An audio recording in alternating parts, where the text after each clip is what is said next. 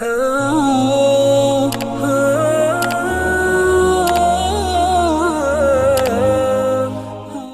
باللہ من الشیطان الرجیم، بسم اللہ الرحمن الرحیم، اللہم صلی علی محمد کما تحب و ترضی لہ۔ السلام علیکم ورحمۃ اللہ۔ حمد و ثنا اس رب کائنات کی کہ جس نے ہمیں اسلام جیسا پاک کرنے والا دین عطا کیا اور احکام شریعت عطا کیے۔ تمام ناظرین کو خوش آمدید کہتی ہوں۔ آج ہم فقہی مسائل کے متعلق بات کریں گے۔ ناظرین، ہماری عبادات کا سب سے اہم جز پاکی ہے۔ جب تک ہم خوب اچھے سے پاک و صاف نہ ہو جائیں عبادت نہیں کر سکتے۔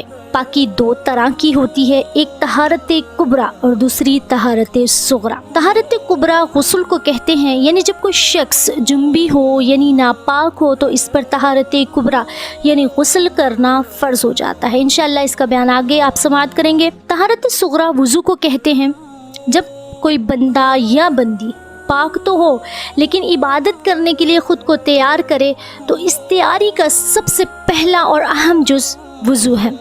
اگر وضو اچھی طرح اور اچھی نیت کے ساتھ کیا جائے تو عبادت کا ثواب دگنا ملتا ہے۔ قرآن پاک میں اللہ تعالیٰ وضو کے متعلق ارشاد فرماتے ہیں، بسم اللہ الرحمن الرحیم، یا ایھا الذین آمنوا اذا قمتم الی الصلاۃ فاغسلوا وجوہکم وایدیکم الی المرافق وامسحوا برؤوسکم وارجلکم الی الکعبین۔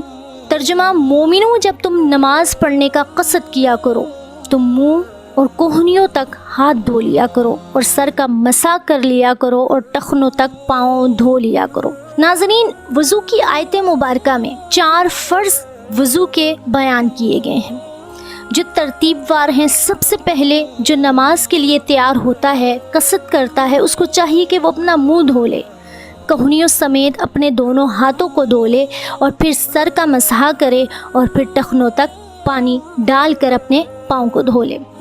یہ وضو کے 4 فرض ہیں، یعنی پورے چہرے کا ایک بار دھونا، نمبر 2 ایک بار دونوں ہاتھوں کا کوہنیوں سمیت دھونا، نمبر 3 ایک بار چوتھائی سر کا مسح کرنا یعنی گیلا ہاتھ سر پر مارنا، نمبر 4 ایک بار ٹخنوں سمیت دونوں پیروں کو دھونا۔ یہ 4 فرض ہے۔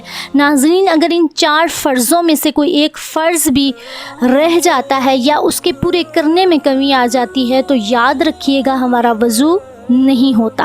وضو کرنے والے کو چاہیے کہ اپنے دل میں وضو کا پکا ارادہ کر کے قبلہ کی طرف منہ کر کے کسی اونچی جگہ بیٹھے اور بسم اللہ الرحمن الرحیم پڑھ کر پہلے دونوں ہاتھوں کو 3 مرتبہ دھوئے، پھر مسواک کرے۔ اگر مسواک نہ ہو تو انگلی سے اپنے دانتوں اور مسوڑوں کو مل کر اچھی طرح صاف کر لے، اور اگر دانتوں یا تالوں میں کوئی چیز اٹکی یا چپکی ہوئی ہو تو اس کو انگلی یا مسواک یا خلال سے نکالے، پھر 3 مرتبہ اچھی طرح کلی کرے۔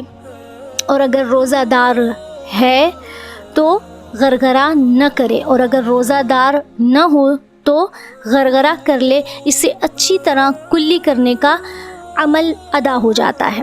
اس کے بعد 3 مرتبہ ناک میں پانی ڈالے، بائیں ہاتھ کی چھوٹی انگلی سے ناک کے اندرونی حصے کو صاف کرے، پھر اس کے بعد 3 مرتبہ چہرہ دھوئے کہ ماتھے پر بال جمنے کی جگہ سے لے کر تھوڑی کے نیچے تک اور داہنے کان کی لو سے بائیں کان کی لو تک سب جگہ پانی بہہ جائے اور کہیں ذرہ بھی پانی بہنے سے نہ رہ جائے۔ مردوں کے لیے ہے کہ اگر داڑھی ہو تو اسے بھی دھوئے اور داڑھی میں انگلیوں سے خلال بھی کرے، لیکن اگر احرام باندھے ہو تو خلال نہ کرے۔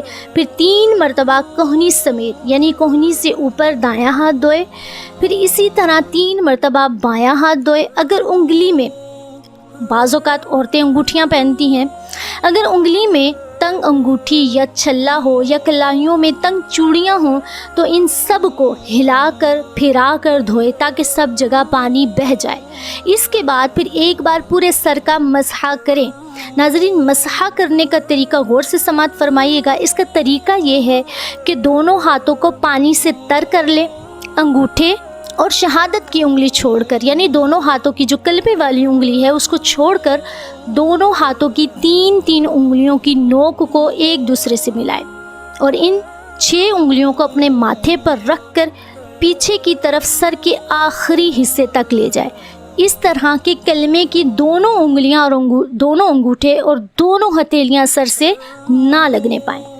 फिर सर के पिछले हिस्से से हाथ माथे की तरफ इस तरह लाएं कि दोनों हथेलियां सर के दाएं बाएं हिस्से पर होती हुई माथे तक वापस आ जाएं। फिर कलमे की उंगली के पेट से कानों के अंदर के हिस्सों का और अंगूठे के पेट से कान के ऊपर का मसा करें और उंगलियों की पीठ से गर्दन का मसा करें।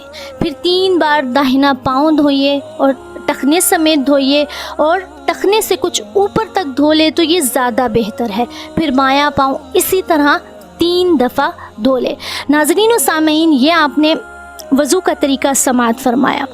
हर अमल को दोहराना 3-3 मरतबा ज़रूरी है, लेकिन शरीयत के मुताबिक अगर देखा जाए कि हमारे पास पानी की किल्लत है, इतना पानी है कि हम सिर्फ़ और सिर्फ फ़राइज़ को पूरा कर सकते हैं, तो ये आयत की रूह से, आयत की तफसीर की रूह से आप सिर्फ़ और सिर्फ मुँह धोइए, कोहनियों समेत हाथों को धोइए, बाजुओं को धोइए, इसके अलावा सर का मसा कीजिए और पाँव धोइए। आपका मुकम्मल वज़ू हो जाएगा, आप इबादत कर सकती हैं। अगर इतना पानी है कि आप पूरा वज़ू कर सकती हैं और सिर्फ़ एक बार कर सकती हैं, तो 3 बार धोना ज़रूरी नहीं, एक बार धोना ही ज़रूरी है।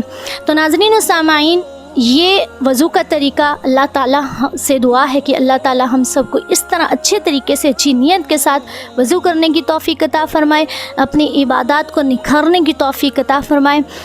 आखिर में जाते जाते आप तमाम से रिक्वेस्ट है कि मेरे चैनल फैज़ सकीना ऑफिशियल को सब्सक्राइब करें। मेरी इस वीडियो को सदका जारिया समझ कर, दीन का काम समझ कर, अमर बिल मारूफ अनिल मुनकर का काम समझ कर आप इसको ज़्यादा से ज़्यादा शेयर कीजिए, लाइक कीजिए और कमेंट्स में अपनी राय का इजहार ज़रूर कीजिएगा। और ये बताइएगा कि आपको कौन सा फ़िकी मसला सबसे पहले जानना है, इंशाल्लाह उस पर बात करेंगे। हमारी अगली वीडियो आने तक अपना और अपनों का बहुत सारा ख्याल रखिएगा। अल्लाह हाफिज़, फ़ी अमानिल्लाह।